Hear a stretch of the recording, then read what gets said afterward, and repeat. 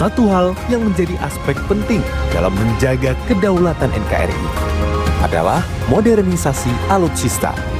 Pada masa kepemimpinan Susilo Bambang Yudhoyono, berbagai alutsista baik dari TNI Angkatan Darat, Angkatan Laut, dan Angkatan Udara didatangkan, semua untuk menjaga Indonesia.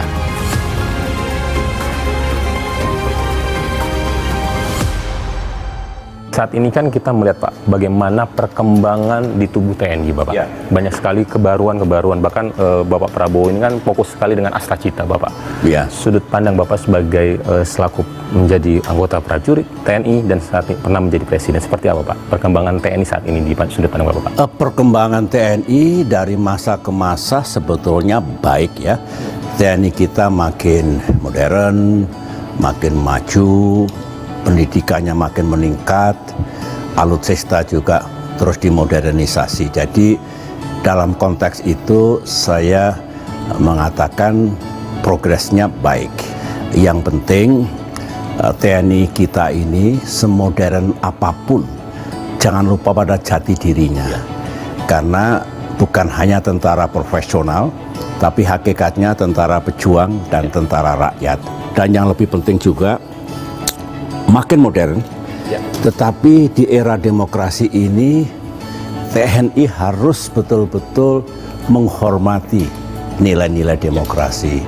Karena pelibatan TNI dulu masih ABRI, Angkatan Darat, Angkatan Laut, Angkatan Udara, Kepolisian dalam bidang politik ini dalam sekali. Saya juga ikut menjalankan ketika masih menjadi perwira yang muda, terlalu jauh dan terlalu berlebihan.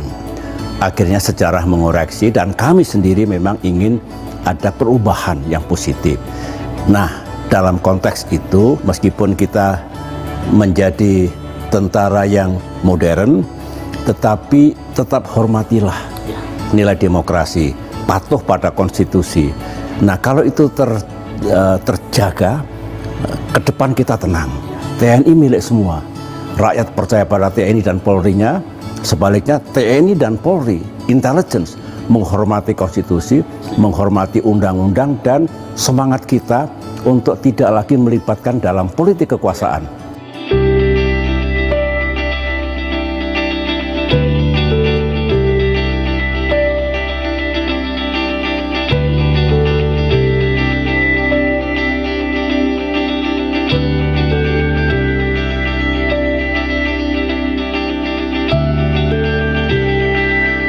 Ini kan di zaman Bapak SBY kan modernisasi alutsista ini sangatlah besar-besaran. Apa yang Bapak pandang di zaman Bapak dulu, Indonesia harus memiliki alutsista yang canggih juga? Pertanyaan yang bagus. Kalau Bung Victor perhatikan, ruangan ini mengabadikan. Ini ada apa yang kami adakan dulu selama 10 tahun, Army, Navy, Air Force, kemudian baik itu untuk satuan tempur, bantuan tempur, dan sebagainya. Pertanyaannya bagus, mengapa saya melakukan modernisasi dan pembangunan kekuatan besar-besaran? Begini, tahun-tahun pemerintahan Presiden Soeharto, karena sudah mulai tekanan-tekanan ekonomi, memang pembangunan alutsista itu ada penurunan. Dan saya mengerti, dan saya setuju yang diutamakan kesejahteraan rakyat dulu. Tapi pada masa transisi, dari satu presiden ke presiden yang lainnya, itu juga belum fokus untuk membangun kembali, meningkatkan alutsista kita. Karena fokusnya ekonomi, betul juga. Nah, ketika saya memimpin Indonesia, saya sadar, nggak bisa begini. Malahan kekuatan militer kita tertinggal dengan negara-negara ASEAN. Dan ada satu momen, ketika terjadi tsunami di Aceh, saya ingin mengerahkan kekuatan udara Hercules untuk mengangkut logistik dan angkatan laut. Ternyata tidak cukup karena ada embargo militer dari luar negeri. Makin sadar saya tidak bisa begini karena bencana alam datang setiap saat. Militer kita harus siap dengan military operations other than war. Harus siaga darat, laut, udara, bukan hanya BNPB. Nah, oleh karena itu, bismillah, meskipun dalam policy saya tetap saya utamakan peningkatan kesejahteraan rakyat. Tapi ruang untuk membangun militer yang lebih modern dan maju ada dengan tahapan yang pasti, tidak sekaligus, tidak mungkin, sehingga dalam waktu 10 tahun, terutama 7 tahun terakhir, saya adakan sistem persenjataan yang memang kita belum punya, atau yang sudah usang, atau yang kurang modern dibandingkan negara-negara lain. Dan akhirnya saya yakin sekarang TNI kita jauh lebih siap. Bapak, kita semua orang pasti ingat keputusan Bapak pada tahun 2005 Bapak untuk konflik di Aceh, Bapak. Ya. Bapak malah menarik militer tersebut, Bapak. Ya. Apa yang Bapak putuskan sampai itu kan banyak sekali informasi dan serangan-serangan Bapak. Tapi Bapak tetap tenang gitu. Ya. Apa yang Bapak pikirkan saat itu, Bapak? Betul, memang penyelesaian Aceh secara damai yang saya yakini, yang saya rintis dan akhirnya saya wujudkan itu pro dan kontranya terlalu tinggi. Banyak yang menentang dan mengatakan my policy was wrong. Karena pikiran mereka Aceh itu pemberontakan yang harus ditumpas. Saya berpikirnya lain. Operasi militer sudah kita jalankan selama 30 tahun. Ya, tidak berhasil. Ya. Berarti harus kita pilih cara yang lain. Tujuannya kan bukan operasi militernya. Tujuannya Aceh menjadi bagian dari Indonesia. Kedaulatan terjaga, merah putih berkibar di sana. Saya pastikan dengan pendekatan politik itu bisa, saya jamin. Tetapi memang harus melewati musibah tsunami.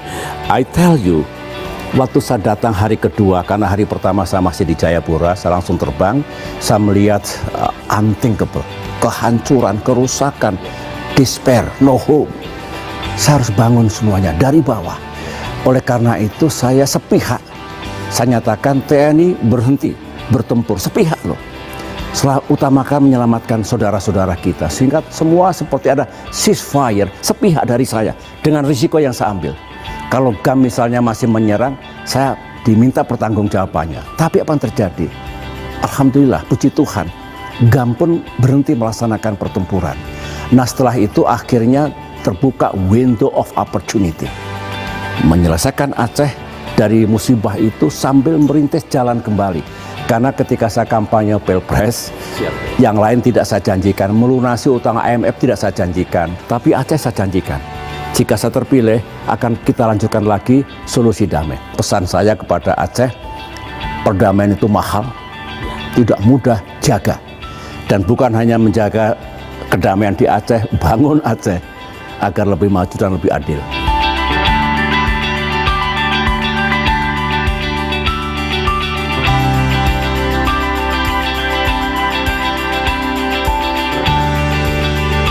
Selain Aceh, saya juga tahu sejarah yang sangat terbaik untuk jejak karir Bapak, yaitu Somalia, Bapak. Somalia itu saya menarik. tertarik sekali melihat Kita ini, kesana Bapak. ya. Somalia ini salah satu strategi khusus senyap dari Bapak Presiden Pak SBY. Iya. Ini juga kan Pak sempat menjadi perdebatan Bapak. Iya, iya. Bapak dianggap silent, dianggap agak lambat, sorry bahasa kasarnya. Sebenarnya skenario apa yang Bapak bangun sampai ini kan perang tempurnya sangatlah jauh dari Indonesia ke Somalia, itu sangat jauh. Ya, strategi ini apa Bapak yang Bapak pikir? Kompas ini pahalanya besar ini. Siap, Bapak. Karena menanyakan sesuatu yang penting. Begini, saya tentara. Siap. Intinya, kalau tentara harus melaksanakan pembebasan kapal laut kita, Sinar Kudus yang dibajak dengan nakoda dan awaknya, maka harus kita persiapkan betul. Dan dalam persiapan ini tidak boleh bocor. Kerahasiaan sangat-sangat penting. Kalau bocor itu setor nyawa. I know well, karena saya prajurit, saya tentara. Oleh karena itu, yang lain masih ribut, ada parlemen ribut, pengamat ini itu, kita diam saja dan kami sudah bergerak. Sudah memikirkan secara matang, pertemuannya pun tidak di Istana Negara, bocor. Saya bikin di Cipanas. Sebagian di Bogor malam hari. Akhirnya komandan-komandan satuan khusus yang akan bergerak, itulah yang saya kasih misi. Mereka melaporkan kepada saya rencana operasinya dan kontingensinya. Saya katakan yes, saya setuju. Tidak semua jenderal tahu, tidak semua menteri tahu, because sekali lagi kerahasiaan sangat penting, pendadakan sangat penting. Dan ini jaraknya, Bung Victor, Jakarta Somalia lebih jauh dibandingkan jarak London ke Falkland atau Malvinas. Nah ini kan memerlukan waktu sambil mengelola politik. Tapi tentu ada kerjasama dengan Komisi 1 DPR. Bagaimanapun mereka harus tahu, itu pun secret. Saya komunikasi dengan Perserikatan Bangsa-Bangsa, dengan pemerintah Somalia supaya dia tidak salah sangka, kami lakukan secret. Dan akhirnya sejarah mencatat sukses, bisa kita selamatkan, awaknya selamat dan sebagainya. Jadi satu hal yang penting, pemimpin harus tenang. Saya tidak dikatakan lambat ini itu, because saya punya tujuan suksesnya operasi ini. Prajurit kita luar biasa, kita mampu, saya mengambil risiko. Kalau gagal, gagal juga saya dalam secara politik itu.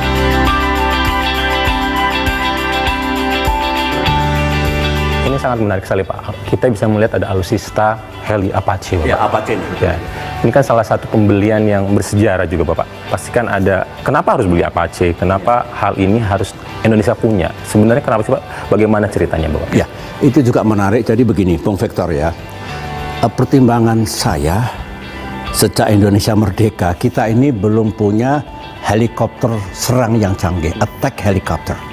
Kita juga belum punya main battle tank yang juga berkelas dunia. Bahkan sebetulnya artileri medan jarak jauh juga belum punya. Tiga-tiganya kami adakan dulu untuk Indonesia, sekarang kita punya. Tapi khusus Apache begini, Apache ini helikopter serang yang paling ditakuti di dunia. Satu helikopter bisa menghancurkan 30 tank. Teknologinya canggih, safe. Nah, saya pikir kalau Indonesia punya, bagus sekali. Ya bukan berarti kita mengancam negara-negara tetangga, bukan. Tapi kita kan punya teritori yang luas. Pantaslah Indonesia punya persenjataan yang lebih maju, lebih modern. Begini, ketika kita sampaikan kepada pihak Amerika Serikat, ini buatan Amerika Serikat, ternyata mereka setuju. Saya juga surprise. Mengapa? Ternyata mereka trust Indonesia, trust saya, trust TNI kita. Setelah melaksanakan reformasi, tidak mungkin Apache itu digunakan untuk menyerangi rakyatnya sendiri, to defend our country. Jadi lancar. Ingat, tidak semua sahabat Amerika boleh membeli helikopter serang ini. Jadi menurut saya bagus. Pesan saya, pelihara hubungan baik dengan semua negara, dengan Amerika Serikat, dengan Rusia, dengan Tiongkok, dengan Prancis, negara manapun. Tapi yakinkan bahwa kalau kita membeli alutsista, itu betul-betul bukan untuk yang ditakutkan mereka di era tahun 60-an lah. Persenjataan untuk menumpas rakyatnya, entah unjuk rasa, entah ini, entah itu. Yang penting itu, tetapi ya ini menurut saya bagus. Saya sudah cek, ternyata masih digunakan dengan baik.